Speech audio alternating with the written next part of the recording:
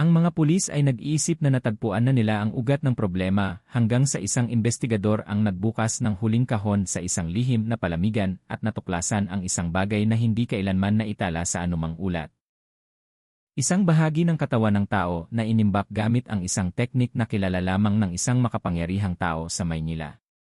At nang ipakita ng CCTV footage ang nakamaskara na figura na direktang nakatingin sa kamera, na parabang alam niyang nagsisimula pa lang ang investigasyon. Ang amoy ng nilulutong sibuyas at kumukulong sabaw ay pumupuno sa kusina ng 5-star restaurant.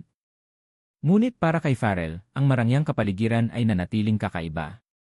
Ito ang kanyang unang linggo sa trabaho, at kahit na sinisikap niyang gawin ang lahat ng tama, hindi pa rin nawawala ang kaba. Nakakuha siya ng isang simpleng gawain, ilipat ang ilang palamigan sa pangunahing freezer sa likod ng kusina. Mabigat ang mga kahon, walang label, at maayos na nakabalot tulad ng dati. Kaya, hindi kailanman naghinala si Farrell. Ngunit nang subukan niyang buhatin ang isa sa mas malalaking kahon, bahagyang nadulas ang kanyang mga kamay dahil sa basang ibabaw ng kahon. Ang bigat ng kahon ay naging sanhi ng kanyang pagkawala ng balanse. Nahulog ang kahon sa sahig na may malakas na tunog na umalingaw-ngaw, dahilan upang lumingon sandali ang ilang chef bago ipagpatuloy ang kanilang trabaho. Kumukulo ang dugo ni Farrell, pinipilit ang sarili na baka frozen na isda o baka karne ng baka ito tulad ng dati. Ngunit nang bahagyang bumukas ang takip ng kahon, nakita niya ang isang bagay na nagpatigil sa kanyang hininga. Sa ilalim ng manipis na layer ng yelo, isang maputlang balat na may isang pamilyar na hugis, sobrang pamilyar. Isang sakong, at pagkatapos ay ang kurba ng bukong-bukong. Natigilan si Farrell. Naipit ang kanyang hininga. Hindi ito maaaring mangyari. Ang kanyang mga mata ay naglakbay pa at nakita niya ang buong mga daliri ng paa na kulay lila, hindi maayos na hiwa tulad ng karaniwang hiwa ng karne. Nanginginig ang buong katawan niya. Mabilis na tumibok ang kanyang puso na parabang gustong lumabas mula sa kanyang dibdib. Sa loob ng ilang segundo, hindi niya maalis ang kanyang tingin sa nakakasuklam na tanawin. Hindi ito karne ng hayop, ito ay sobrang tao. Nararamdaman niya ang kanyang tiyan na nasusuka, ang kanyang mga bita ay mahina, at ang kanyang ulo ay umiikot. Ngunit sa gitna ng kaguluhan, pinilit siya ng kanyang instinto na tumayo. Kailangan niyang magulat. Ano man ito, hindi niya maaaring hayaan ang ganitong bagay na mangyari sa kanyang pinagtatrabahuhan. Huminga siya ng malalim, handang tumakbo sa opisina ng manager o kahit tawagan ang isang mapagkakatiwalaang senior staff. Ngunit bago pa siya makalakad, narinig niya ang malambot ngunit mabigat na tunog ng mga yabag na papalapit mula sa likuran niya. Isang hindi kaaya-ayang tunog. Ang tunog ng isang taong ayaw niyang makita sa ganitong sitwasyon. Ang head chef, isang malaking lalaki na nagngangalang Mang Bram, ay nakatayo sa likod niya. Walang kaunting pagkagulat ang kanyang mukha nang makita ang kahon na bukas at ang laman nito na nakalantad. Sa halip, matalim at malamig ang kanyang tingin, na parabang alam niya na noon pa man kung ano ang nasa loob. Nang walang sinasabi, dahan-dahang lumuhod si Mang Bram at isinara muli ang kahon ng napakatahimik. Sobrang tahimik. Pagkatapos tiyakin na mahigpit na nakasara ang kahon, tiningnan niya si Farrell ng walang emosyon, ngunit puno ng nakatagong pagbabanta. Wala kang nakita, sabi niya ng mahina. Ngunit ang bawat salita ay parang kutsilyo na nakatutok sa lig ni Farrell. At wala kang sasabihin kahit kanino.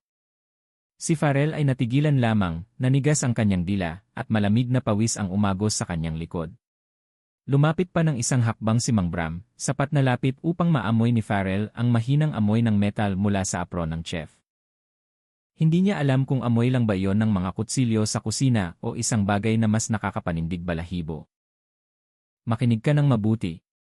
Sa lugar na ito, lahat tayo ay nagtatrabaho ng may disiplina. May mga bagay na hindi mo na kailangang tanungin.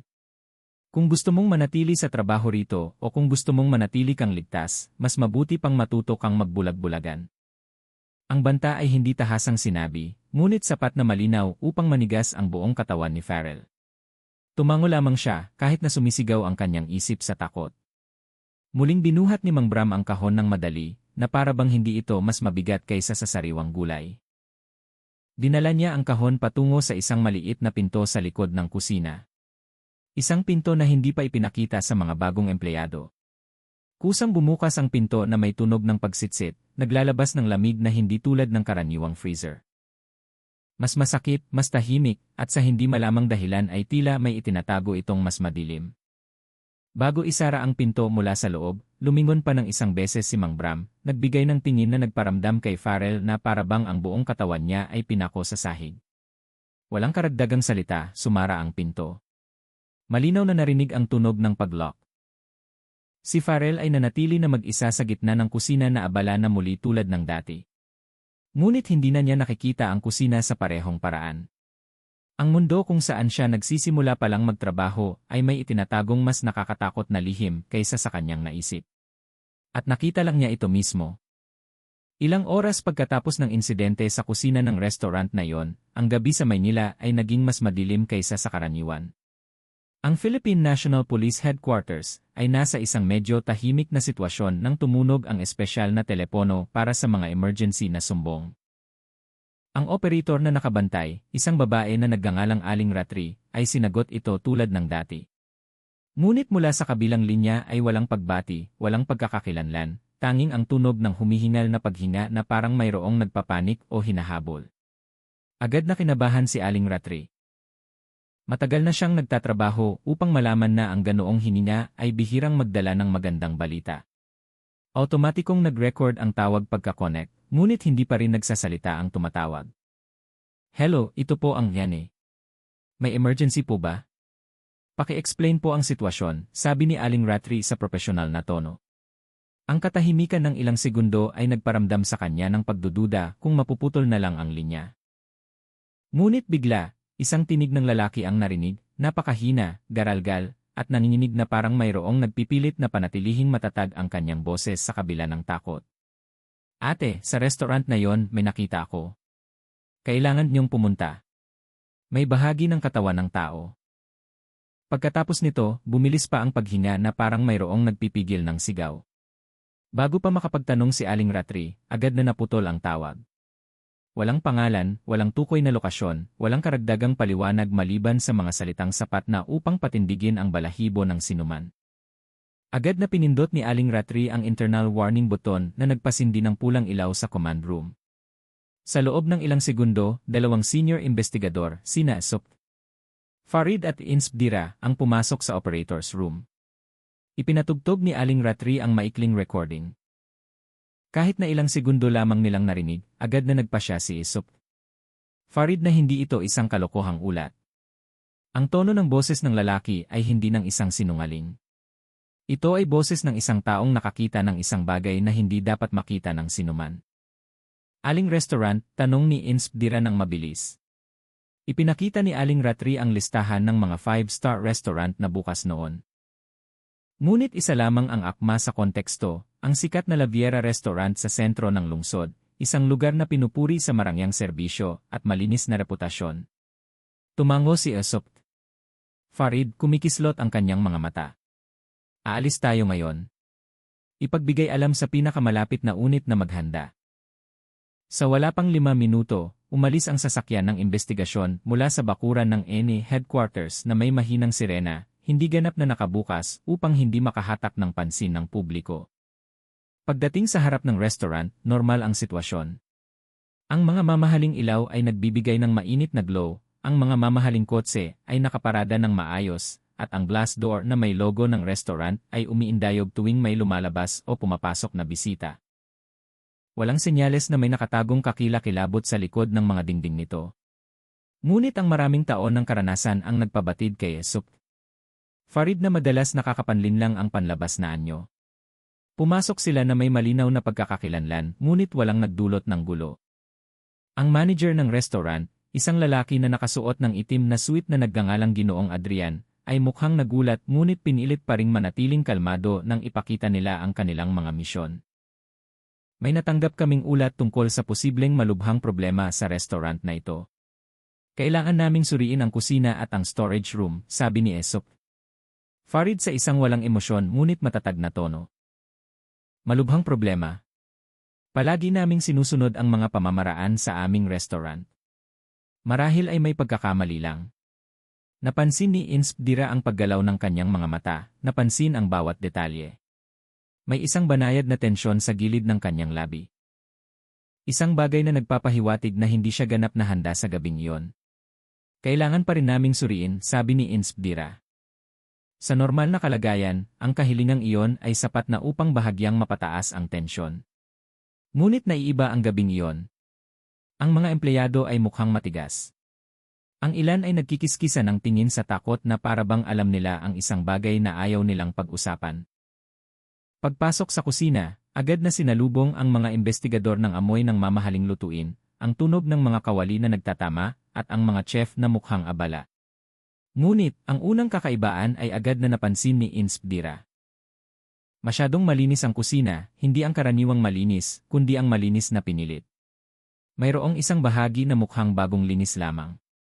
Ang sahig ay mas malakas na nagre-reflect ng ilaw kaysa sa ibang bahagi. Na parabang may itinatago. Humiling ng permiso si Aesop. Farid na suriin ang freezer. Sinubukan ng isang subchef na ilihis ang atensyon sa dahilan na bagong lagay lang daw ang freezer. Ngunit walang interes si Aesop. Farid. Nilapitan ng mga investigador ang bawat freezer, binuksan ang pinto nito, at sinuri ang mga kahon sa loob. Samantala, napansin ni Inspdira ang isang malaking kahon na walang label sa sulok. Magkaiba ang itsura ng kahon na yon, hindi ito ang karaniwang uri ng kahon na ginagamit ng restaurant para sa pagsuplay ng karne. Habang nakasuot ng guwantes, sinuri ni Inspdira ang takip nito. Nang hawakan niya ang gilid ng kahon, agad na pinigilan ng isang batang chef ang kanyang paggalaw ng masyadong mabilis, masyadong kinakabahan. Ay! Para po iyan bukas, hindi pa po pwedeng buksan ngayon, sabi ng batang chef. Halos pumiyok ang boses niya. Tiningnan ni Inspdira ang kanyang mga mata. Yumuko ang chef, nanginginig ang mga palad niya. Sapat na yon upang maging isang matibay na dahilan. Lumapit si Aesop. Farid, nagpakita ng seryosong mukha. Bubuksan natin. Tumabi ka. Lumunok ang chef, hindi gumalaw na parabang naging bato ang buong katawan niya. Ngunit nang hawakan ni Aesop, Farid ang takip ng kahon, may nangyari. Mula sa sulok ng kusina, bahagyang nakabukas ang maliit na pinto patungo sa likod na silid. Na parabang mayroong nagmamadaling pumasok o lumabas at ito ay lalong nagpatindi sa pagdududa. Nagbigay ng senyales si Inspdira kay Aesop. Farid na huwag munang buksan ang kahon. Mayroong isang bagay sa likod, sabi niya ng mahina. Lumapit sila sa pintong iyon. Isang pinto na mukhang ordinaryo para sa sinuman. Ngunit para sa mga investigador, ang mga pintong walang label na tulad nito ay laging tanda. Dahan-dahan itong binuksan ni Aesop. Farid. Sinalubong sila ng malamig na hangin. Hindi lang basta lamig ng freezer, kundi lamig na parang nagmumula sa isang silid na bihirang pasukin.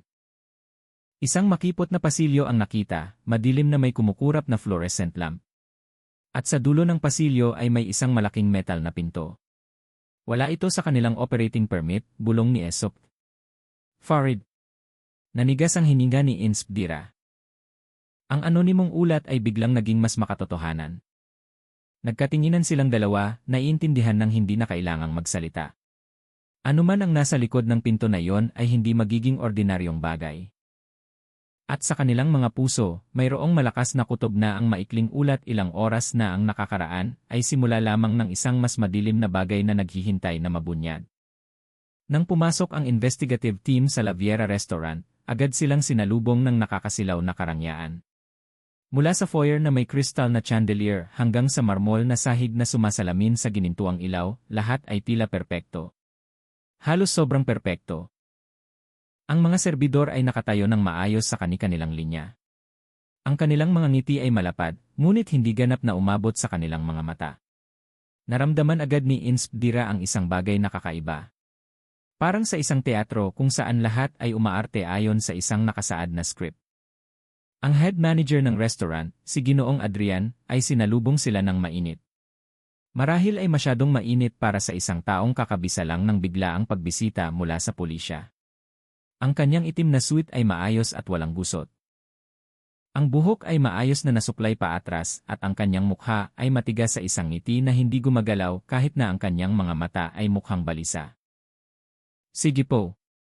Palagi kaming sumusunod sa mga pamantayan sa kalinisan at batas. Maaari niyong suriin ang anumang kailangan niyong suriin, sabi niya ng magiliw. Ngunit ang tono ng kanyang boses ay may banayad na tensyon, tulad ng isang taong sumusubok na itago ang isang bagay. Sumulyap si Inspa.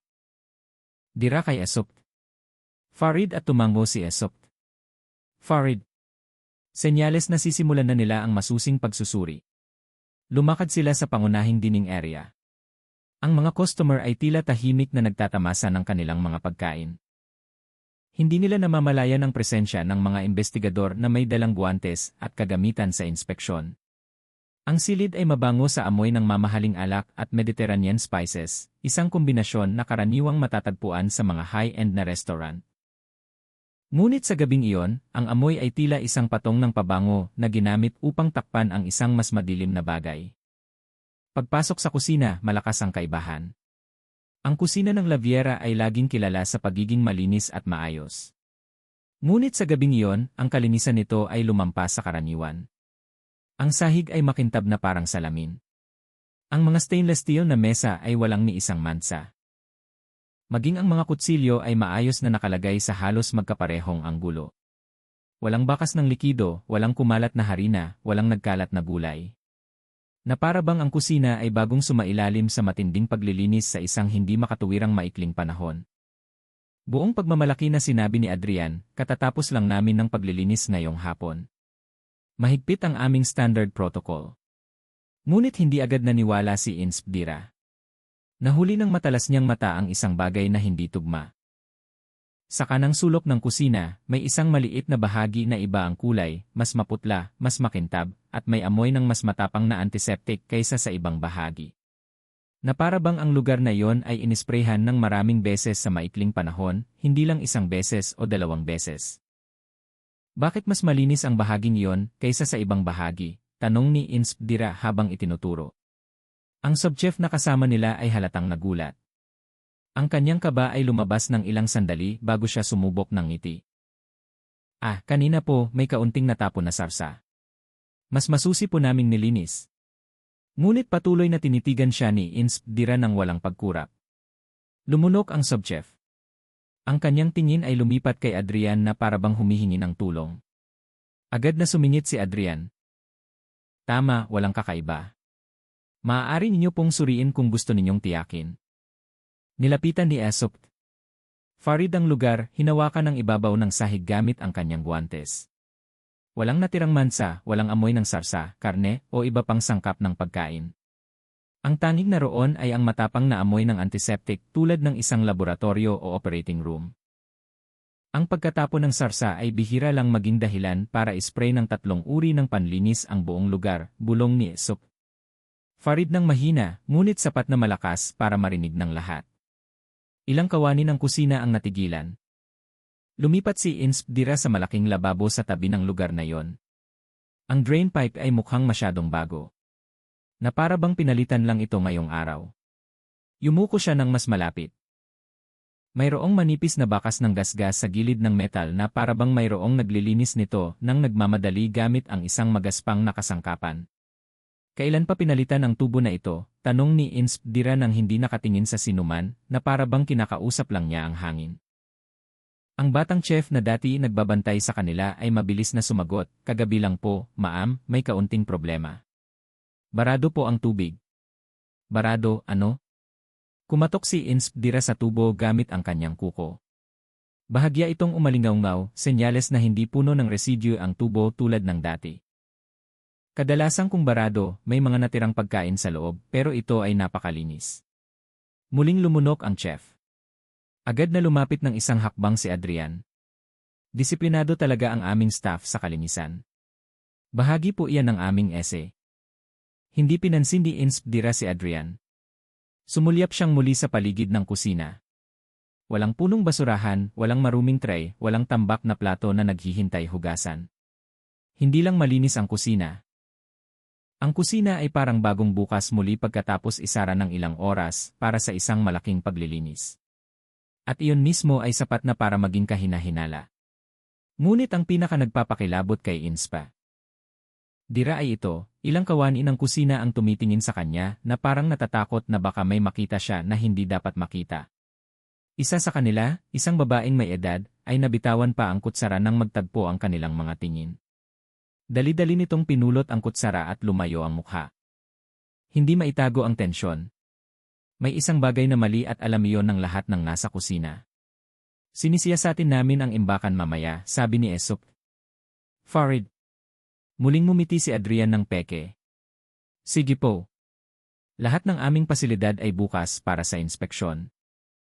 Ngunit nang nagsimula silang maglakad patungo sa likod ng imbakan, may nakita si Insp Dira sa kanyang gilid.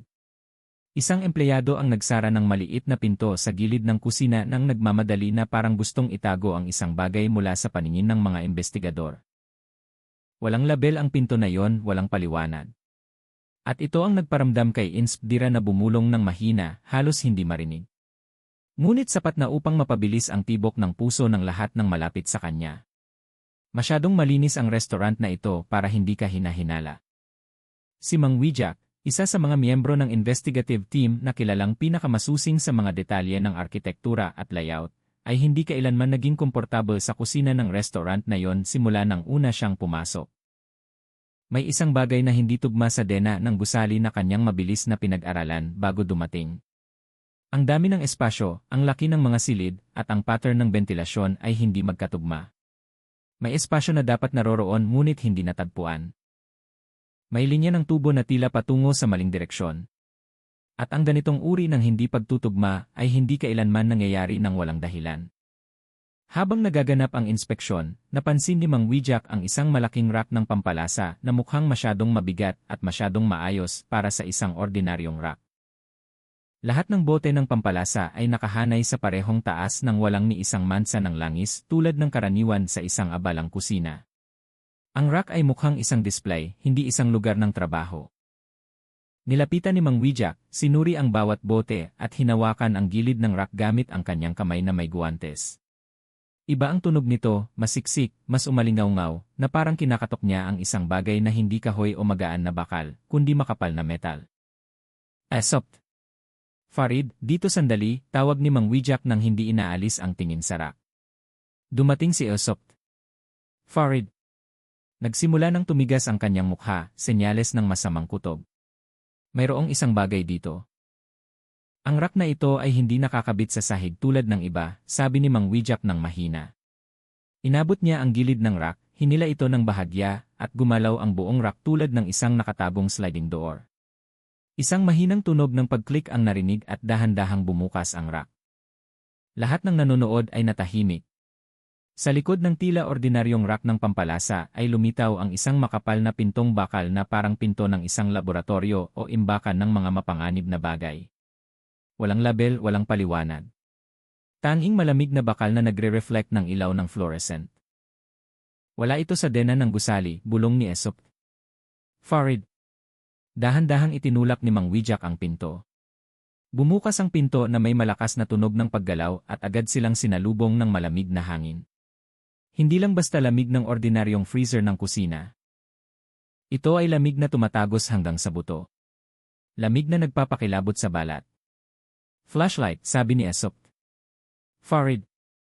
Ibinigay ni Insp Dira ang malakas na flashlight na dala nila. Ang puting sinag nito ay tumagos sa makipot na pasilyo na tila umaabot ng ilang metro sa unahan. Ang pasilyo ay gawa sa metal na may mga dingding na dinisenyo na para bang hindi para sa kaginhawaan ng mga manggagawa, kundi para itago ang isang bagay. Ang ilaw ng fluorescent sa kisame ay bahagyang kumukurap, nagdaragdag sa kakaibang aura ng pasilyo. Nagsimula silang pumasok isa-isa. Ang bawat hakbang ay nagdulot ng mahabang tunog. Bagamat makipot ang silid, walang ibang tunog. Tanging ang patuloy na monotonous na pag-ingay ng makinang palamigan. Ngunit sapat na malakas para mahirapan ang pakikipag-usap ng hindi bumubulong. Restaurant ang gusaling ito, hindi chemical storage center, bulong ni Mang Wijak. Bakit may ganitong silid? Naglakad si Mang Wijak sa unahan, binuksan ang maliit na pinto sa dulo ng pasilyo. Mas malamig ang pinto na yon kaysa sa ibang bahagi. At nang hawakan niya ang doorknob, pakiramdam niya ay humawak siya ng solidong yelo. Nang bumukas ang pinto, agad na lumabas ang amoy. Isang matalim na amoy ng metal na kahawig ng dugo na matagal nang nagyelo, na hinaluan ng matapang na amoy ng antiseptic. Ang kombinasyon na iyon ay nagpababa sa buong koponan ng kanilang hininga sandali. Mag-ingat, sabi ni Aesop. Farid habang pumapasok sa unang silid na may flashlight na sumasapit sa lahat ng direksyon. Ang palamigan na iyon ay mas malaki kaysa sa karaniwang freezer ng restaurant. Ang maliliit na ilaw sa kisam ay nagbibigay ng puting-asul na ilaw na nagpapakita ng mas maputlang balat ng sinuman. Sa kanang bahagi ay may hanay ng malalaking metal na kahon na kahawig ng mga kabaong, ngunit walang label. Sa kaliwang bahagi, ilang metal na rack ang naglalaman ng maayos na nakatali na puting sako. Ang mga sako na iyon ay hindi tulad ng mga sako ng pagkain. Mas kahawig sila ng mga forensic bag. Nilapitan ni Insp Dira, sinuri ang isa sa mga sako gamit ang makapal na guwantes. Bahagyan niyang pinisil ang ibabaw ng sako. Mayroong matigas na istruktura na parang buto. Agad na bumagal ang kanyang paghinga. Hindi ito storage room ng pagkain, sabi ni Mang Wijak. Mabigat ang kanyang boses. Lumuhod si Aesop. Farid sa harap ng isa sa malalaking metal na kahon, binuksan ang kandado nito na hindi pala mahigpit na nakakandado. Nang bumukas ang takip, sabay-sabay silang nagpigil ng reaksyon. Walang katawan ng tao, walang bukas na organo. Ngunit ang kanilang nakita ay sapat na upang patindigin ang balahibo. Mga piraso ng karne sa isang hindi karaniwang hugis, hindi tulad ng karne ng hayop. Ang mga hiwa ay masyadong simetriko sa ilang bahagi at masyadong kahawig ng anatomya ng tao. Isara, mabilis na sabi ni Aesop. Farid. Isinara ni Mang Wijak ang kahon. Mahabang katahimikan ang bumalot sa silid. Nagkatinginan silang tatlo at alam ng lahat na kakapasok lamang nila sa isang bagay na mas madilim kaysa sa isang simpleng paglabag sa kalinisan o paggamit ng iligal na sangkap. Ito ay isang bagay na sinadyang itago, pinlano, pinamahalaan, hindi isang aksidente. Tinignan ni Insp Dira ang likod na dingding ng silid at napansin ang isang bagay, mga bakas ng sapatos. Malabo ang mga bakas, ngunit malinaw ang direksyon. Mayroong madalas na lumalabas-masok sa silid na yon sa loob ng nakaraang ilang oras. Hindi tayo nag-iisa dito, bulong niya. Tamang-tama nang sabihin niya yon, 2 beses kumurap ang ilaw ng silid. Nagbago ang tono ng pag-ingay ng makinang palamigan na parang mayroong pumapatay o nagbabago ng daloy ng enerhiya nito mula sa labas. Kinuha ni Mang Wijak ang hawakan ng kanyang baril. Umikot si Aesop. Farid, nagbabantay. Dahil kapag ang isang silid na ganoon kalaki ay nagbago ang kapaligiran sa loob lamang ng ilang segundo, ibig sabihin ay isa lamang ang ibig sabihin. Mayroong nakatuklas na ng kanilang malaking lihim at marahil ay patungo na sila sa silid na yon ngayon upang tiyakin na walang sinuman ang makakalabas ng buhay mula doon. Sa loob ng palamigan, ang katahimikan ay naging matinding presyon ng isa-isang inilabas ng investigative team ang mga kahon na walang label. Ang lamig ay tumagos sa buto, ngunit hindi iyon ang nagpatindig balahibo sa kanila, kundi ang katotohanan ng karamihan sa karne na nakita nila ay hindi kahawig ng karaniwang hayop na dapat ay nasa isang 5-star restaurant. Lumapit si Inspa. Dira, napansin ang mga hibla ng karne na mukhang sobrang pino at ang kulay na hindi ganap na tugma sa anumang uri na nasa opisyal na listahan ng sangkap ng restaurant. Si Mang Wijak na karaniwan ay may kakayahang panatilihing walang ekspresyon ang kanyang mukha ay halatang ilang beses na lumunok. Nang buksan niya ang susunod na kahon, tila huminto ang hangin sa loob ng maliit na silid. Sa loob nito ay nakahiga ang isang bahagi ng bita na may sukat na katumbas ng isang bita ng adultong tao. Kumpleto sa buto at kalamnan na mukhang buo. Walang malinaw na bakas ng hiwa na nakikita mula sa labas. Ngunit, ang hugis nito ay hindi nag-iwan ng puwang para sa pagdududa. Tiningnan ni Inspa. Dira si Mang Wijak, umaasa na sasabihin ng senior na pulis na nagkamali lamang sila sa paghusga, na marahil ito ay prosthetic lamang o isang medical na modelo, ngunit umiling lamang si Mang Wijak ng mahina na may lalong namumutlang mukha. Bumulong siya ng halos hindi marinig na ang hugis ng tibia, fibula, hanggang sa arko ng talampakan ay masyadong tumpak para maging replika. Isa pang investigador, si Insp Jaya, ay umatras ng ilang hakbang habang sinusubukang ayusin ang kanyang paghinga, na amoy ang mahinang amoy ng metal, ang amoy na karaniwang lumalabas sa dugo na matagal nang nagyelo. Tumindi ang tensyon ng subukan ni Inspa.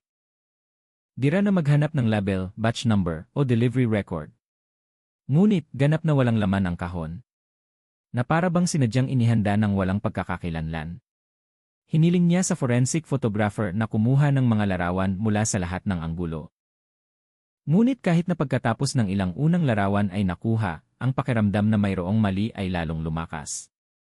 Ang bahagi ng bita ay mukhang masyadong malinis, na para bang bagong proseso lang ito, ilang oras na ang nakakaraan. Walang senyales ng pagkasira, walang bakas ng yelo, tanging ang sariwang itsura na parang karne na handang iproseso sa pangunahing kusina. Napansin ni Mang Wijak ang manipis na gasgas sa loob ng dingding ng kahon. Isang uri ng bakas ng pagkiskisan na nagpapahiwatig na ang bita ay marahil ay gumalaw o nakaladkad bago inilagay. Ang pag-isip na yon ay nagpapakilabot sa buong koponan kahit na sinubukan nilang huwag ipakita. Samantala, nakatagpo si Insp Dira ng isang maliit na kasangkapan sa sulok ng silid. Isang uri ng logistics scanner na hindi na itala sa infrastruktura ng restaurant. Gumagana pa rin ang kasangkapan na yon na may kumukurap na berdeng ilaw na nagpapahiwatig na bagong gamit lang ito. Nang pindutin niya ang maliit na pindutan sa gilid ng device, ipinakita ni Laya ang listahan ng mga item na pumasok sa nakaraang ilang linggo. Walang deskripsyon, tanging mga random na code na hindi madaling isalin. Gayunpaman, ang dami ng paghahatid ay mas malaki kaysa sa dami ng sangkap na naitala sa opisyal na ulat ng restaurant. Ang katotohanan ito ay lalong nagpahinala kay Insp Dira na hindi lamang sila nahaharap sa isang maliit na irregularidad, kundi isang bagay na mas organisado. Pagkatapos ay binuksan ni Mang Wijak ang isa pa sa mas malalaking kahon, umaasa na hindi makakita ng katulad na bagay. Gayunpaman, ang laman ng kahon na yon ang nagpahinto sa kanyang hininga. Isang malaking piraso ng karne na may malinis na bakas ng hiwa, na parang ginawa ng isang taong bihasa sa paggamit ng kutsilyo sa karne. Hindi ito karaniwang hiwa ng hayop, bulong niya ng mahina. Sinubukan ni Inspa Dira na panatilihing kalmado habang itinatala ang bawat natuklasan, ngunit mabilis na tumibok ang kanyang puso. Pakiramdam niya ay nakatayo siya sa gitna ng isang bagay na mas malaki kaysa sa isang karaniwang kasong kriminal. Isang bagay na mahigpit na itinago ng mga tao na marahil ay lampas sa saklaw ng batas. Nang pumasok sila sa pinakalikod ng palamigan, nakatagpo sila ng isang malaking freezer na nakakandado gamit ang digital fingerprint system. Isang teknolohiya na masyadong advanced para sa isang storage room lamang ng restaurant. Sinubukan ni Inspa Dira na buksan ito, ngunit tinanggihan ng system ang access. Ito ay lalong nagpatibay sa hinala na mayroong isang tao sa restaurant na ito na may ganap na otoridad sa lihim na lugar na yon. Nagpasya si Mang Wijak na tumawag ng forensic technician upang buksan ang digital lock nang hindi sinisira ito. Ngunit bago pa yon mangyari, narinig nila ang isang mahinang tunog sa likod ng freezer.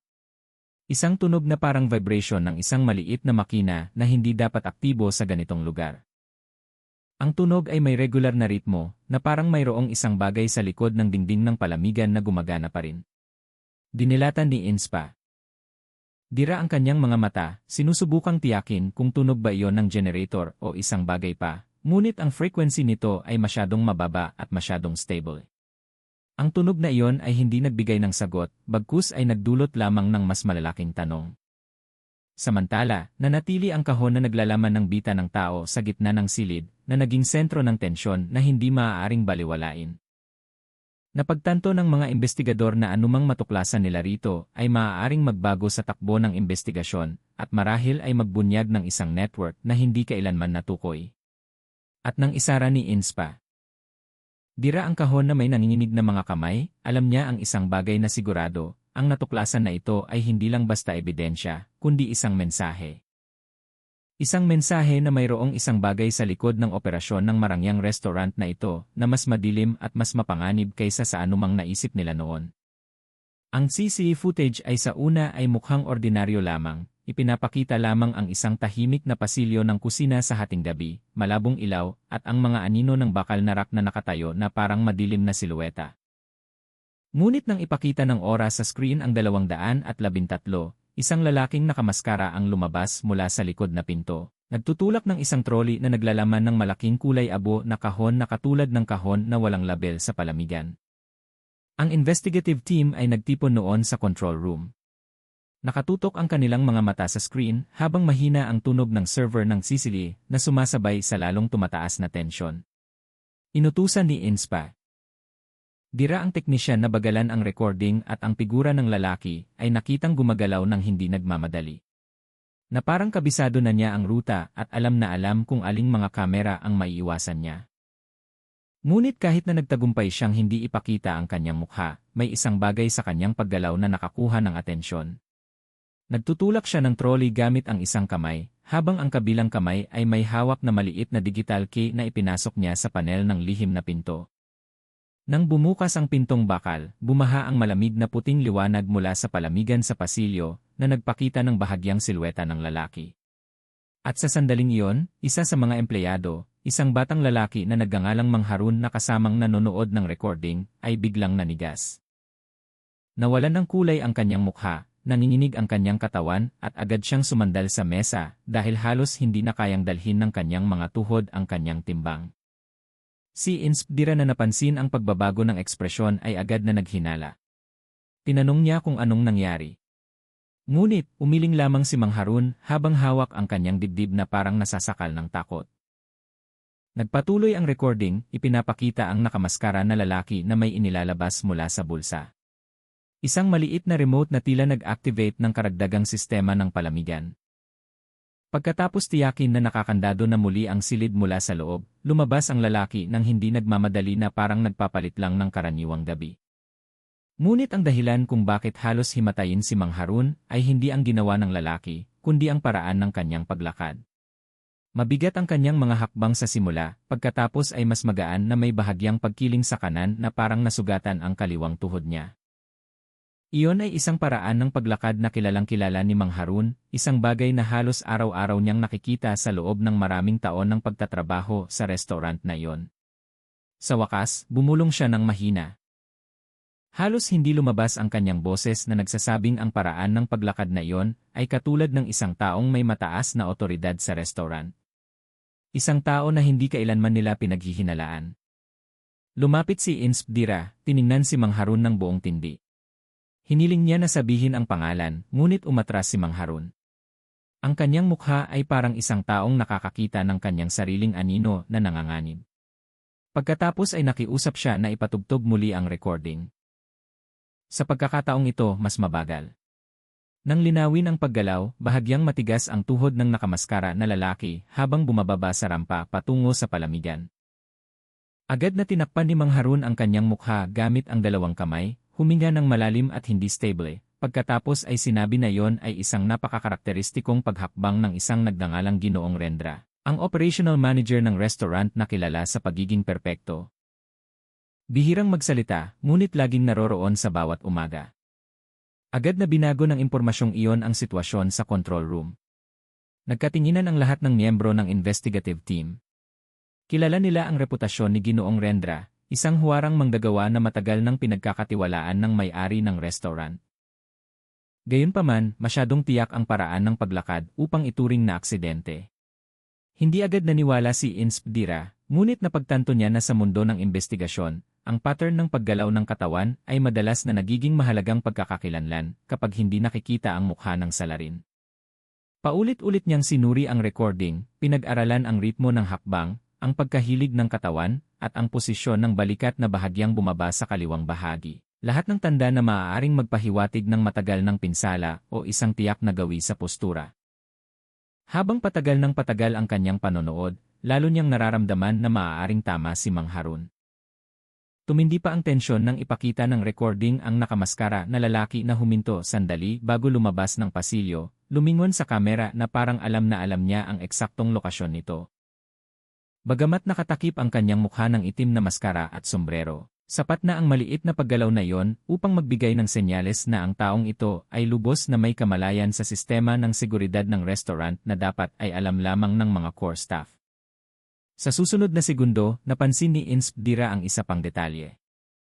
Nang igalaw ng lalaki ang trolley, ang kanyang mga daliri ay mukhang maliksi sa pagbubukas at pagsasara ng mekanismo ng lock ng gulong, isang ugali na karaniwang mayroon ang isang taong madalas na nagtatrabaho sa kusina o sa logistic department. Niyakap ni Mang Harun ang kanyang dibdib ng mas mahigpit, na para bang ang pagkaalam niya kung sino talaga ang salarin ay lalong nagpapahirap sa kanya na huminga. Pagkatapos ay inamin niya na nagkaroon nga ng maliit na aksidente si Ginoong Rendra ilang taon na ang nakakaraan na nagdulot upang hindi na lubos na gumaling ang kanyang kaliwang tuhod. Iyon din ang dahilan kung bakit nagbago ang kanyang paraan ng paglakad. Habang mas maraming pagkakatulad ang lumilitaw, mas lumalakas ang hinala na si Ginoong Rendra ay hindi lamang kasangkot, kundi maaaring siya ang susi sa buong operasyong iligal sa likod ng 5-star restaurant na iyon. Gayunpaman, ang recording ay nagtatago pa ng isa pang sorpresa.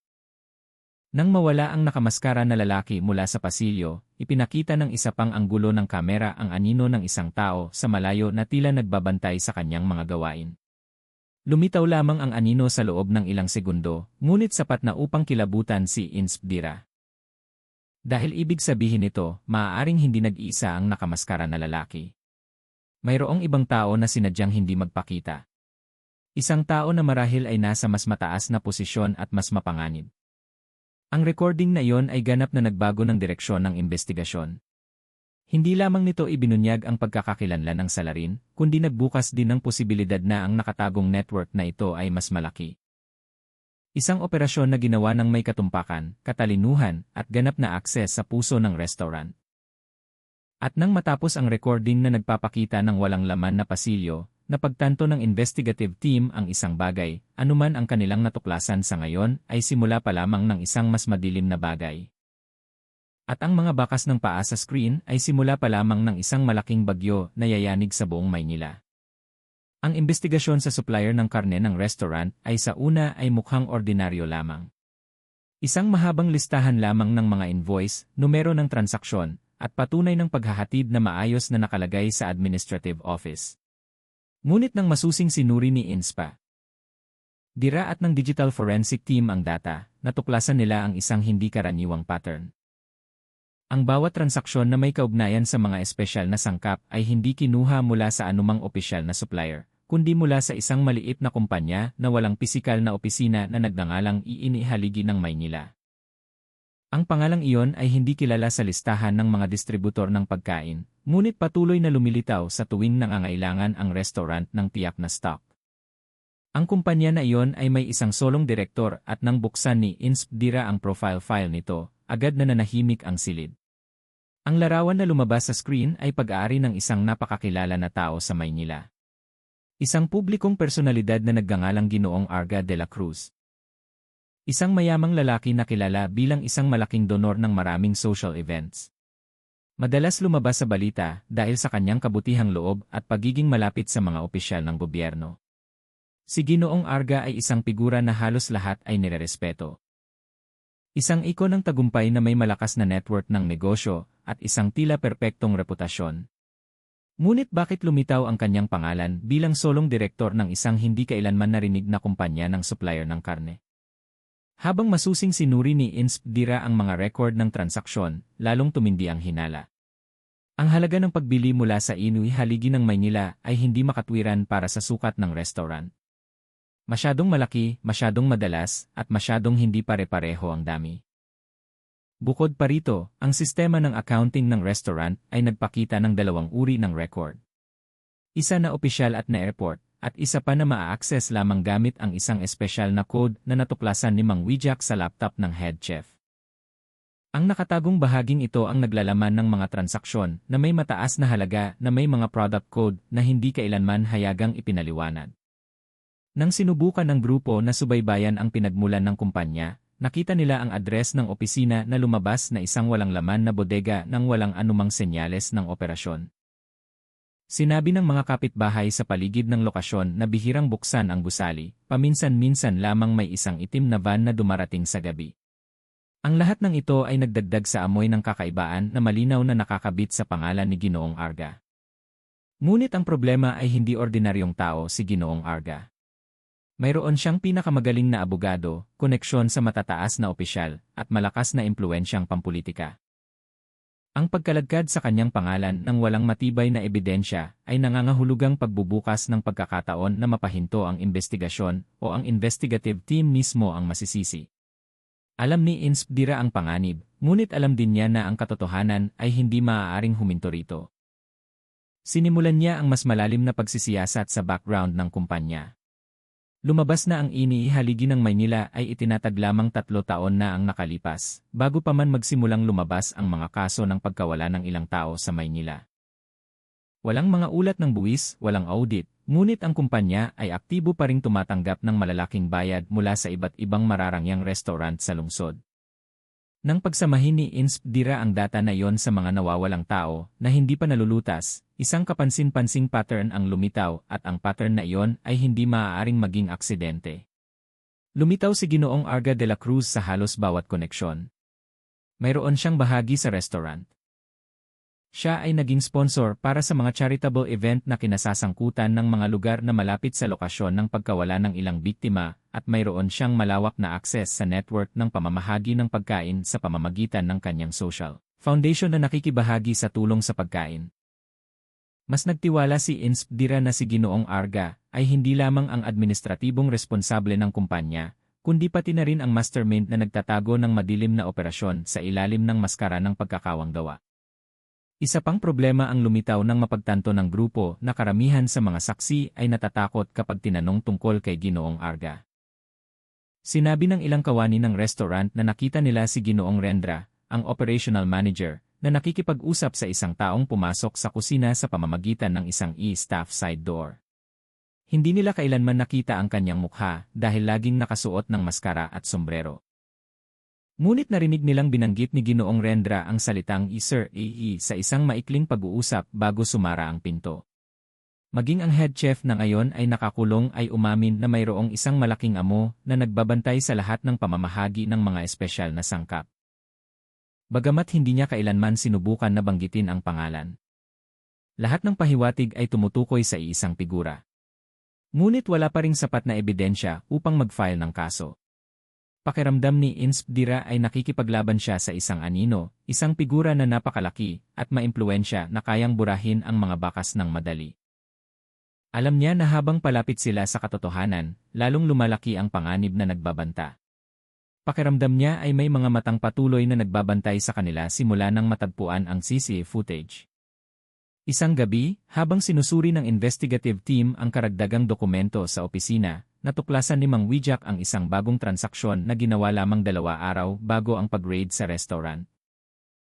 Ang napakalaking halaga ng transaksyon ay direktang pinirmahan ni Ginoong Arga gamit ang isang naka-encrypt na digital signature. Ang mas nakakagulat ay ang maikling description, batch 47.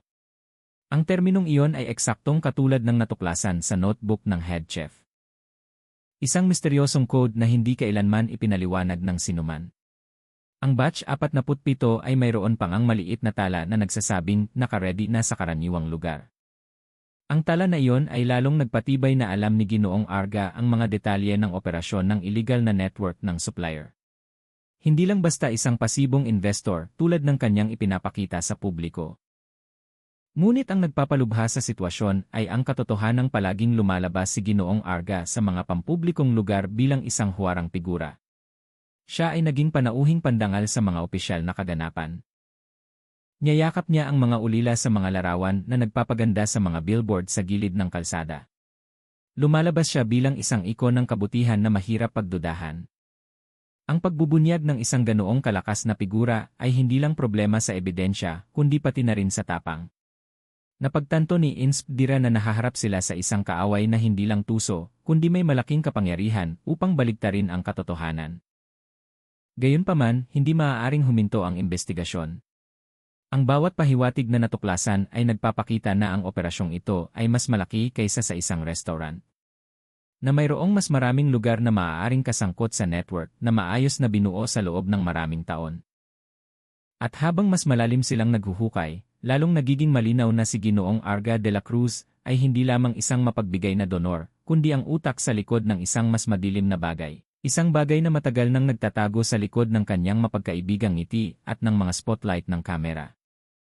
Ang tanong ngayon ay hindi na kung sino ang mastermind, kundi kung paano ito patunayan bago pa huli ang lahat.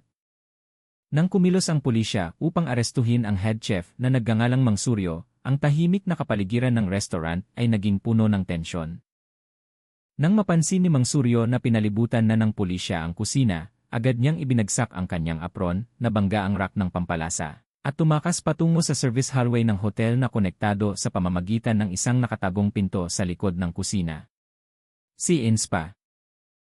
Dira na nakakita ng paggalaw na iyon ay agad na sumigaw, inutusan ang grupo na humabol. Ang portable sirena ay binuksan. Ngunit si Mang Suryo ay mabilis na tumakas sa bilis na hindi nila inaasahan mula sa kanyang malaking katawan. Ang service hallway ng hotel ay mahaba at liko-liko. Puno ito ng mga trolley ng linen, tambak ng tuwalya, at maliliit na pinto patungo sa mga storage room. Umalinggaw ang tunog ng mga yabag. Ang mga sapatos ng pulis ay tumama sa sahig na parang tambol. Samantala, ilang beses na lumingon si Mang Suryo sa likod na may mabangis na tingin. Mabigat ang kanyang hininga at ang kanyang katawan ay gumalaw na parang halos mawalan ng balanse. Ngunit itinulak siya ng takot na patuloy na gumalaw. Itinulak niya ang isa sa mga trolley na puno ng maruming baso hanggang sa tumumba, binasag ang tambak ng baso na nagpuno sa pasilyo ng matatalim na shards. Lumukso ang pulis sa ibabaw ng mga basag na piraso. Ang ilan ay nadulas. Ngunit si Mang Wijak na nasa pinakaharap ay patuloy na tumakbo. Kumaliwa si Mang Suryo ng matalim, pumasok sa madilim na elevator ng kargamento. Pinindot niya ang mga pindutan ng random na parang umaasa na isa sa mga ito ay bubukas. Nang bumukas ang isang elevator, agad siyang tumakbo papasok. Ngunit nagawa ni Mang Wijak na pigilan ang pinto gamit ang kanyang balikat. Pagkatapos ay pinindot ni Mang Suryo ang mga pindutan ng elevator nang nagpapanik. Ngunit, dumating na ang iba pang pulis at puwersahang binuksan ang pinto hanggang sa hindi na gumalaw ang elevator.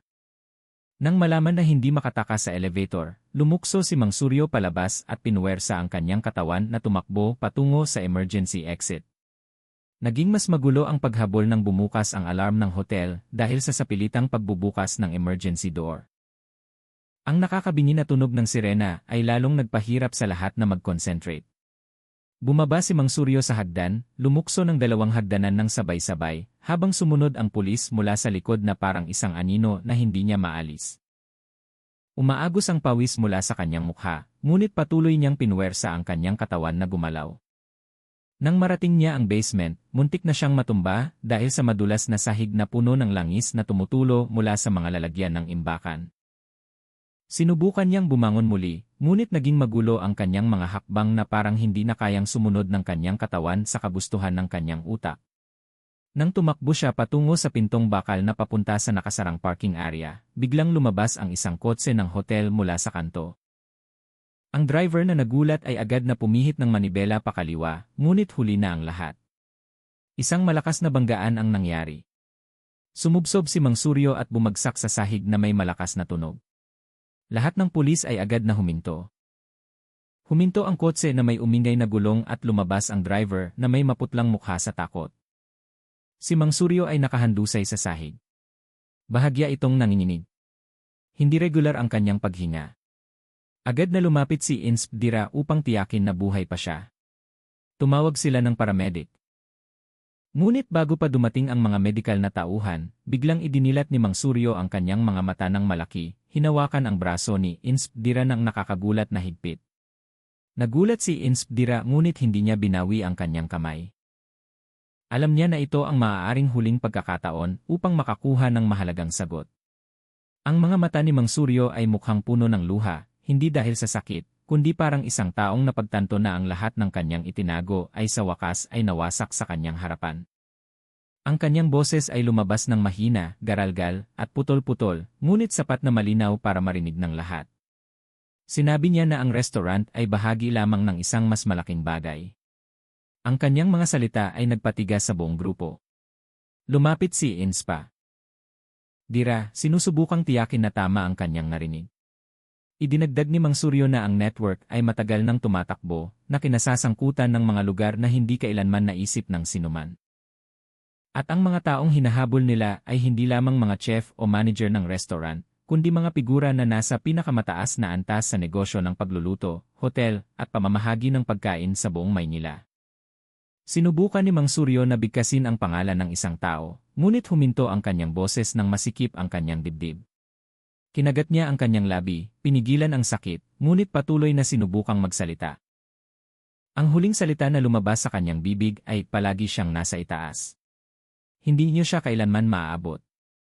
Pagkatapos ng pahayag na yon, humina ang katawan ni Mang Suryo at nawala ang kanyang pagkakahawak sa braso ni Inspdira. Dumating ang mga paramedic at agad siyang inilagay sa stretcher. Si Inspdira ay nakatayo na natigilan, pinoproseso ang mga pangungusap na kanyang narinig. Ang basement hallway na sa una ay lugar lamang ng paghabol, ngayon ay naging simula ng isang mas madilim na katotohanan. Kung ang restaurant ay bahagi lamang, kung gayon mayroong isang mas malaki, mas organisado, at mas nakatagong network kaysa sa kanilang naisip. At ang taong nasa tuktok nito, ang taong palaging nasa itaas, ay malamang na hindi lamang isang negosyante, kundi isang taong may impluwensya na kayang takpan ang anumang kalaking iskandalo. Itinuwid ni Mang Wijak ang kanyang katawan at tumingin sa madilim na basement exit. Alam niya na ang kanilang paghahanap ay kakapasok lamang sa isang bagong kabanata, isang kabanata na mas mapanganib. Kailangan nilang harapin ang isang figura na hindi lamang mayaman, kundi makapangyarihan din, protektado, at may kakayahang magpalayas ng sinuman ng walang bakas. Ang kaguluhan na nangyari sa araw na iyon ay simula pa lamang. Ang malaking operasyon na tinukoy ni Mang Suryo ay nagsisimula pa lamang magpakita ng kanyang anino at marahil ay hindi pa handa ang Maynila para sa kung ano ang mabubunyad.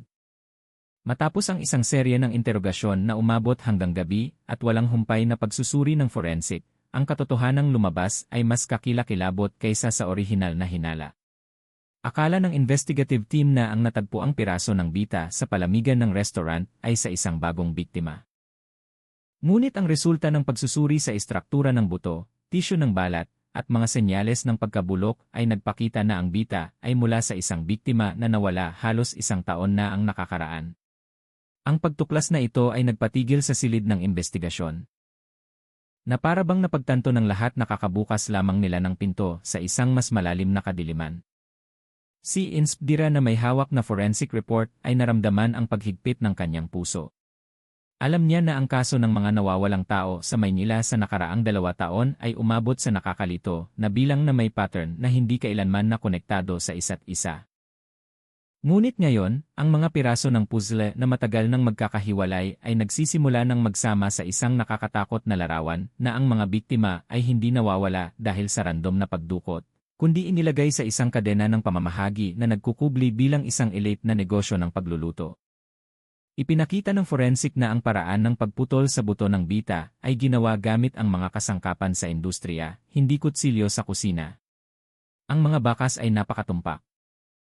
Mayroon silang parehong pattern ng mga sugat sa mga piraso ng organ na natuklasan sa isang lumang kaso na hindi kailanman nalutas. Nang ilatag ang mga forensic record sa mesa ng pulong, nakita ng buong grupo ang mapait na katotohanan, hindi ito gawa ng isang nag-iisang salarin, kundi isang operasyon na ginawa gamit ang mga propesyonal na kagamitan, maayos na plano, at mataas na antas ng koordinasyon. Lahat ng ebidensya ay tumutukoy sa isang konklusyon na ang network na ito ay gumagalaw sa loob ng maraming taon nang hindi natutukoy, ginagamit ang mga mararangyang restaurant bilang mga distribution point at ang mga hotel bilang mga storage route. Ikonekta ni Mang Wijak ang data na yon sa mga misteryosong transaksyon na natuklasan noon. Nang itabi ang listahan ng mga mararangyang restaurant sa sentro ng lungsod sa record ng daloy ng pondo na dumadaloy sa pamamagitan ng peking kumpanya ni Ginoong Arga de la Cruz, nakakagulat ang resulta. Mayroong parehong pattern ng pagbabayad sa pagitan ng ilang elite na restaurant na kumalat sa Maynila, Quezon City hanggang sa elite na business district ng Makati. Ang pattern ng transaksyon ay nagpakita ng isang regular na schedule ng paghahatid ng mga espesyal na sangkap na matagal nang nakakubli sa likod ng mga singil sa pagbili ng mga premium na imported na karne. Mas masahol pa, ang mga talaan ng paghahatid ay nagpakita ng isang pare-parehong ruta ng logistics sa gabi na patungo sa pangunahing bodega ng isa sa mga kumpanya ni Ginoong Arga na kasangkot sa pag-imbak ng mga frozen na pagkain. Ang lahat ng ito ay masyadong maayos ang pagkakaayos, masyadong nakasarado, at masyadong propesyonal upang ituring na simpleng paglihis sa operasyon. Nang nagsimulang ayusin ang mga datos, lumabas na sa nakaraang 2 taon ay mayroong 10-10 biktima ng pagkawala na lahat ay may pagkakatulad. Sila ay mga bagong dating, mga impormal na manggagawa, o mga taong walang malapit na kamag-anak, mga taong maaaring mawala nang hindi nag-iwan ng baka sa social surface ng lungsod. Ang lungsod ng Maynila na matagal ng puno ng modernong buhay ay biglang nalukuban ng takot nang kumalat ang balita sa media na natuklasan ng pulisya ang matibay na ebidensya ng pagkakadawit ng isang 5-star restaurant sa kaso ng mga nawawalang tao. Nagsimulang magtipon ang mga mamamahayag sa harap ng INI headquarters, nagtatanong ng mga tanong na walang makasagot. Sa social media, kumalat ang haka-haka na parang apoy na binuhusan ng gasolina. Ang pangalan ni Ginoong Arga de la Cruz ay nagsimulang mabanggit. At kahit na hindi pa naglalabas ng opisyal na pahayag ang pulisya, iniugnay na ng publiko ang iba't ibang piraso ng tsismis na matagal nang kumakalat tungkol sa kanya, mga lihim na pagpupulong, mga negosyong masyadong mabilis na lumago. At isang kabutihang loob na mukhang masyadong banal para sa isang negosyante na hindi kailanman talaga alam ang pinagmulan ng kanyang kayamanan. Habang tumitindi ang pressure ng publiko, ipinakita ng internal investigation ang mas masahol na katotohanan. Ang restaurant kung saan natagpuan ang bita ay hindi lang ang nag-iisang lokasyon na may nakatagong palamigan. Ilang restaurant pa ang konektado sa parehong logistics system, ginagamit ang misteryosong supplier na nakalista din sa mga kumpanya ni Ginoong Arga. Maging ang ilang mararangyang hotel ay gumagamit ng mga nighttime distribution routes na hindi na itala sa opisyal na sistema na nagpapakita ng isang madilim na network na tumatakbo kasabay ng kanilang legal na negosyo. Si Inspdira na namumuno sa emergency meeting noong gabing iyon ay hindi maitago ang kanyang kaba. Napagtanto niya na nakahawak sila ng isang bagay na mas malaki at mas mapanganib. Ang katotohanang ang piraso ng bita ay mula sa isang matagal ng biktima ay nagpapahiwatig na ang network na ito ay hindi lang bagong tumatakbo, kundi matatag at lumago sa loob ng maraming taon. Mas nakakatakot pa, natuklasan ng forensic na ang bahagi ng katawan ay pinutol sa iba't ibang panahon mula sa petsa ng pagkawala ng biktima. Ibig sabihin nito ay mayroong pangmatagalang paraan ng pag-imbak ang network. Ibig sabihin, hindi lang nila sinasamantala ang mga biktima, kundi sistematikong pinoproseso ang kanilang materyales. Nang ang lahat ng ito ay pinagsama-sama, muling lumitaw ang pangalan ni Ginoong Arga bilang figura na may ganap na akses at sapat na kapangyarihan upang takpan ang lahat ng operasyon, kabilang na ang pagpapawalang bisa sa mga bakas ng biktima. Ang lungsod ng Maynila ay talagang nagulantang nang magsimulang mag-raid ang pulisya sa ilang iba pang mararangyang restaurant. Ang mga sirena ay umalingaw sa gabi, ang mga helicopter ay lumilipad ng mababa, at napagtanto ng mga mamamayan na mayroong isang napakalubhang nangyayari. Ngunit kahit na isinagawa ang mga raid, ang network na ito ay parang isang anino na mas mabilis kumilos kaysa sa investigasyon. Bawat lokasyon na ni-raid ay tila malinis. Na para bang palaging mayroong isang tao na isang hakbang na nauuna sa pulisya. Nang kumalat ang unang ulat tungkol sa operasyong ito sa media, kumalat ang takot mula sa mga sulok ng lungsod. Lalo na dahil hindi makapagbigay ng tiyak na sagot ang pulisya kung ilang restaurant ang kasangkot at kung sino ang mga biktima. Ang tanging alam nila ay ang natuklasan sa restaurant na yon ay simula pa lamang. Ang tunay na katotohanan ay mas malaki, mas madilim, at mas organisado kaysa sa kanilang naisip. Naunawaan na ngayon ng investigative team na hindi lang sila humahabol sa mga kriminal, kundi lumalaban sa isang malaking network na nagtanim ng ugat sa iba't ibang linya ng negosyo ng lungsod at ang figura na nasa tuktok nito. Ang makapangyarihang figura na matagal nang inilalarawan bilang isang social angel ay ang utak sa likod ng isang mas madilim na bagay, isang bagay na matagal nang nagtatago sa likod ng kanyang mapagkaibigang ngiti at ng mga spotlight ng kamera. Nagsisimula pa lamang ang investigasyon, ngunit ang banta na nagtatago sa likod ng kinang ng lungsod ay lalong nagpapakita ng kanyang mga ngipin. Alam ng lahat na darating ang isang malaking alon at maaaring hindi na kailanman magiging pareho ang Maynila pagkatapos ng buong katotohanan ay mabunyag.